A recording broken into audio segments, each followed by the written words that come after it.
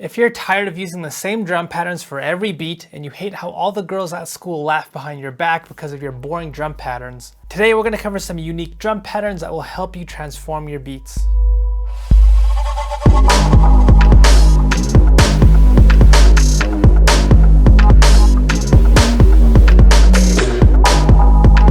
In a video that I put out a little while ago, I covered how to make beginner, intermediate, and advanced drum patterns. Now, it's probably going to be a good idea to know and understand these more fundamental drum patterns before building something unique like we're going to do in this video. The first one is a Gom drum pattern. This is an African genre of music that's become more popular recently, and the drum patterns in it are just really unique. So we're going to start by creating the fundamental framework for beat making, which is to put a kick on the 1, and a snare on the 2, and the 4.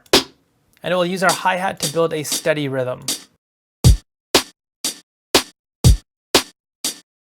So far we have a very typical fundamental structure for our drum pattern, nothing really special going on here, but this is where we do something that's a bit different. Just as a quick side note, if you're curious how I put all my drum sounds on one piano roll, click the video that's showing up on the screen for this. I show you how to do this in that video. Now, to make our pattern feel different, we're going to take our snares and push them 2 steps forward. Our snares will now play in the middle of our beats. Next, for the additional kicks that we add into our pattern, we're going to place a kick on the 2, a kick right before the 3rd beat, and then a kick underneath our 2nd snare. Gom drum patterns will often play around with where these additional kick placements are, but this pattern here is a very common framework for this genre.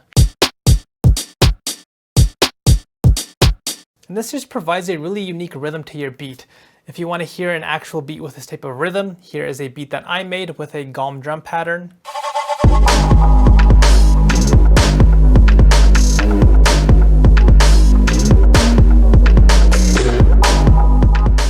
If you want to hear an actual hip-hop song with this type of drum pattern, there's a song called Culture by A$AP Ferg, will.i.am, and DJ Meg Wright that uses this drum pattern. I do want to point out that song's been taken down from a lot of platforms because it was accused of stealing from a song called Ice Drop by DJ Leg, who's regarded as a pioneer of Gom. But yeah, feel free to check out both of those tracks, they're pretty good. But before you do, why not hit the like button and subscribe? My landlord told me I'm behind on rent and that I have to pay him 2,000 likes next month or else I'm getting evicted. So please help me out, guys. Hit that like button. Moving on to our next drum pattern, we have the empty 1. Let's go back to our original framework by putting a kick on the 1 and the snare on the 2 and the 4. We'll also build a very typical hi-hat pattern.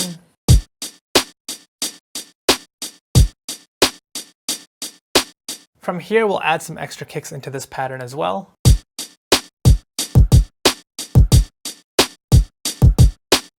Now, what makes this drum pattern unique is that we're going to be removing that kick from the 1, which again is just a very fundamental note. This can give your beat a very open and empty feeling at the beginning of your loop.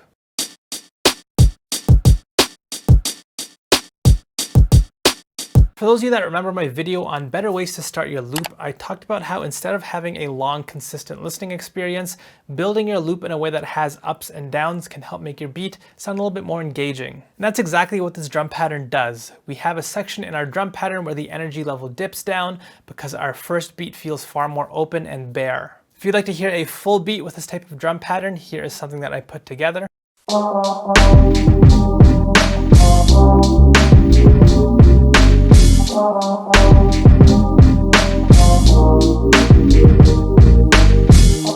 And we can exaggerate this even more by removing some of the hi-hats from this section as well.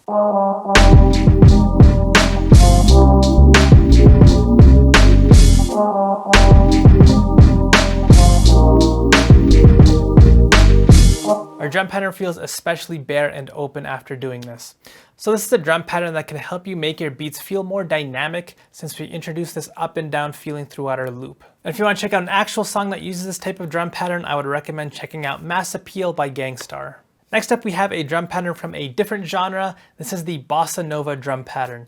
To build this, we start from our fundamental pattern once again. Now this drum pattern is all about the snare. Instead of adding more kicks, we're going to start by adding more snares in first instead. So to build this pattern, you can start by placing snares at the end of these beats like so. This is a snare placement that you're probably used to hearing. Putting snares at the end of your beat is really common. So far, nothing special. But once again, this is where things get wild and crazy. What you're going to want to do next is take your first group of snares and push them one step early.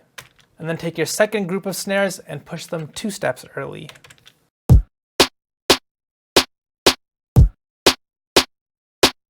And this is already giving you a very unique rhythm. Beyond this, many Bossanova drum patterns actually have a snare on the one as well.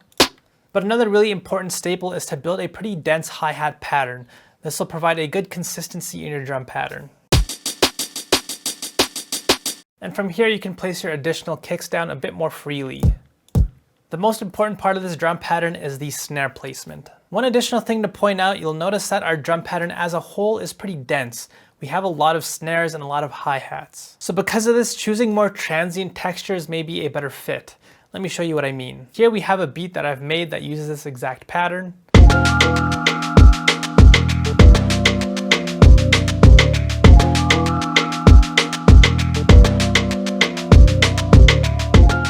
And if you take a listen to the snare here, it's just very short. I also took a transient shaper and reduced the release to make the hi-hat sound more transient as well.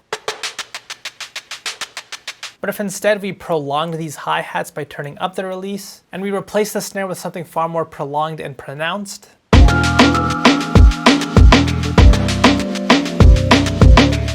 the beat starts to feel extremely full. So that's something that you're going to want to keep in mind if you use this drum pattern. And you can hear this type of drum pattern being used from time to time in hip hop beats. One that comes to mind is Untitled 6 by Kendrick Lamar that has a Bossanova drum pattern in it. And finally, you're going to look at a drum pattern that's being used more and more nowadays in hyperpop, which is a drum and bass drum pattern. It's an old classic and pretty straightforward to make. Let's start at the fundamental framework once again. And from here, you're going to want to place one kick here. And you want to put ghost snares in these positions. To create ghost snares, you can just simply decrease the velocity of these snares. Or you can find a different snare that's a bit weaker sounding, it's up to you. Next we'll add in our hi-hat pattern. And at this point what you get is a very common boom bap sounding drum pattern.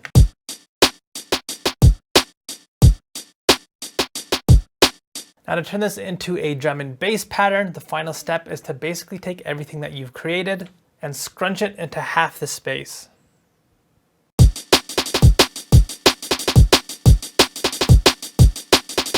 Or alternatively, you could just double the BPM. From here though, feel free to add in some additional kicks and snares in order to fit whatever you're making.